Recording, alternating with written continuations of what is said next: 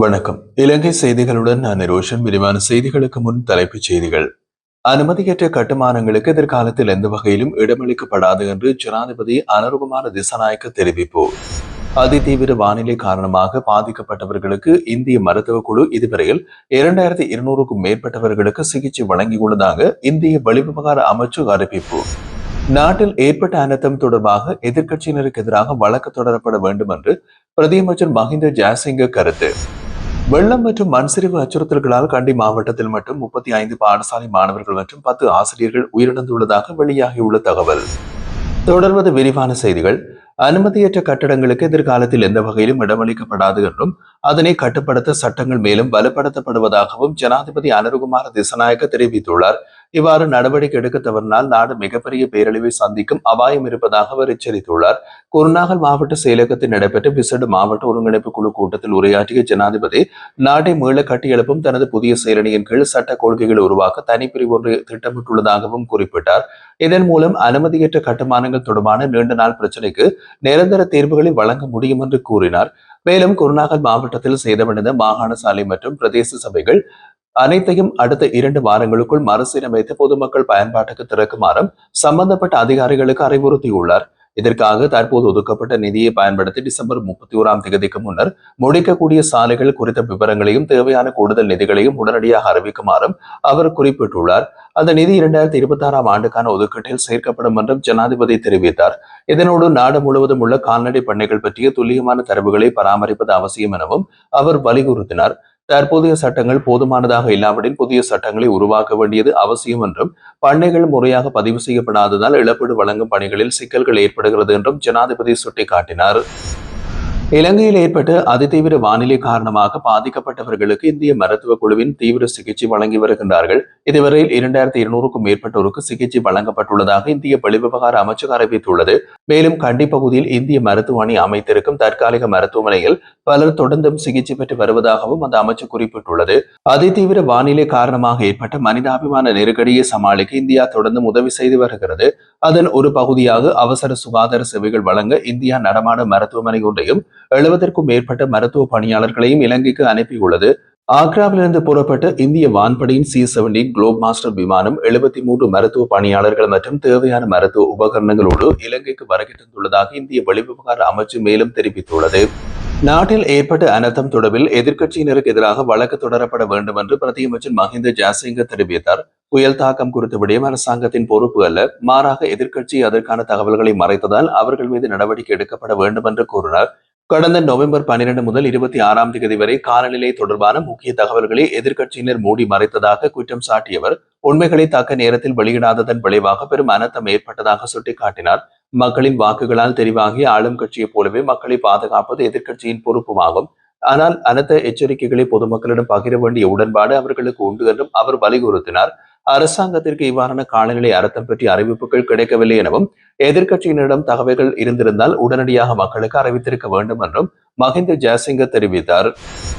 நாட்டில் ஏற்பட்ட பேரிடருக்கு பின்னர் கிடைக்கும் வெளிநாட்டு உதவி மற்றும் நன்கொடைகளை அரசாங்கம் திறம்பட மேலாண்மை செய்தால் மிக குறுகிய காலத்திற்குள் நாட்டை மீண்டும் உருவாக்க முடியும் என்று பேராதனை பல்கலைக்கழகத்தின் பொருளாதார மற்றும் புள்ளியியல் துறையின் பேராசிரியர் வசந்த அத்துக்குரல தெரிவித்துள்ளார். பேரிடரால் மக்கள் தொகையின் சுமார் 10% பாதிக்கப்பட்டதோடு விவசாயம் மற்றும் தொழில்துறை துறைகளுக்கும் கடுமையான சேதத்தை சந்தித்துள்ளதாக அவர் கூறினார். இந்த நிலையில் நாட்டிற்கு செலுத்தப்படும் வெளிநாட்டு உதவிகள் சரியான திட்டமிடலின் கீழ் புத்திசாலித்தனமாக பயன்படுத்தப்பட வேண்டும் என்றும் புதிய பார்வையோடு மீள்கட்டமைப்பு நடவடிக்கைகளை முன்னெடுக்க வேண்டியது அவசியம் என்றும் அவர் வலியுறுத்தினார். அவர் மேலும் தெரிவித்த போது பேரிடர் சூழ்நிலை நாட்டின் பொருளாதாரத்திற்கு தீவிரமான தாக்கத்தை ஏற்படுத்தக்கூடும். இருப்பினும் இந்த சவாலான சூழ்நிலையை நாட்டை மீண்டும் இயல்பு நிலைக்கு கொண்டு வரும் ஒரு வாய்ப்பாக கருத வேண்டும். இந்த ஆண்டு நாட்டின் பொருளாதார வளர்ச்சி 5% இருக்கும் என்று எதிர்பார்க்கப்பட்டது. முதல் காலாண்டின் வளர்ச்சி 4.8% என்றும் 2வது காலாண்டில் 4.9% பதிவாகியது. ஆனால் இந்த பேரிடரால் பொருளாதாரம் திடீர் பின்னடைவை காணும் வாய்ப்பு உள்ளது. இதிலிருந்து மீள்வதற்கு சிறிது காலம் அவசியமாகும். தற்போது இலங்கை அதிகளவான வெளிநாட்டு உதவிகளை பெறுகின்றது. இது அரசு மட்டத்திலும் அமைப்புகள் மற்றும் தனிநபர்கள் வழியாகவும் கிடைக்கின்றது. இந்த உதவிகளை சரியான முறையில் ஒழுங்குபடுத்தி பயன்படுத்துவது மிக முக்கியம்.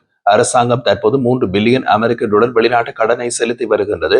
எதிர்காலத்தில் எதற்கு கூடுதலாக மேலும் $2 பில்லியன் சேர்க்கப்படலாம் என்றார். தித்வா புயலால் பாதிக்கப்பட்ட மக்களுக்கான நிவாரணப் பொருட்களோடு வந்த கப்பல் ஞாயிற்றுக்கிழமை தமிழகத்திலிருந்து இலங்கையை வந்தடைந்தது.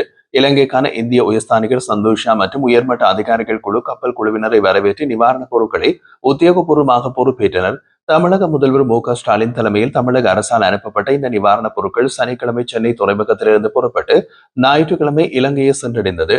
இந்த நிலையில் இயற்கை அனர்த்தத்தால் இலங்கை கடுமையான சவால்களை எதிர்கொண்டு வரும் இந்த நேரத்தில் இந்தியா வழங்கி வரும் விரிவான மனிதாபிமான உதவிக்கு நன்றி தெரிவித்து ஸ்ரீலங்கா பொதுஜன பெரமுன தேசிய அமைப்பாளரும் பாராளுமன்ற உறுப்பினருமான நாமல் ராஜபக்ச இந்திய உயர்ஸ்தானிகர் சந்தோஷாவை சந்தித்திருந்தார். கொழும்பில் உள்ள இந்திய உயர்ஸ்தானிகரின் உத்தியோகபூர்வ இல்லத்தில் இடம்பெற்ற இந்த சந்திப்பின் பின்னர் நாமல் ராஜபக்ச தனது எக்ஸ் சமூக வலைதளத்தில் பதிவிட்டு இலங்கையில் ஏற்பட்ட பெருவெள்ளத்தின் போது இந்தியா வழங்கிய விரிவான ஆதரவுக்கு எங்கள் மனமார்ந்த நன்றியை தெரிவிக்க உயர்ஸ்தானிகர் சந்தோஷாவை சந்தித்தேன். சவாலான காலங்களில் இந்தியா எங்களுக்கு எப்போதும் முதல் பதிலளிப்பவராக இருந்து வருகின்றது. இந்திய அரசாங்கத்திற்கு மக்களுக்கும் எங்கள் நன்றி என்று குறிப்பிட்டார். நுரலியாவுக்கு செல்லும் பல்வேறு பிரதான வீதிகள் தற்போது வளமை போன்று செயல்பட தொடங்கியுள்ளன என்று நுரலியா மாவட்ட செயலாளர் துஷாரை தென்னக்கோன் தெரிவித்துள்ளார். நுரலியா மாவட்ட செயலகத்தில் நடைபெற்ற ஊடகவியலாளர் சந்திப்பில் கலந்து கொண்டு கருத்து தெரிவித்த போது அவர் இதனை கூறினார். அதன்படி மகியங்கனியிலிருந்து நுரலியா நோக்கி செல்கின்ற வீதி முழுமையாக போக்குவரத்திற்கு திறக்கப்பட்டுள்ளதாக அவர் கூறினார்.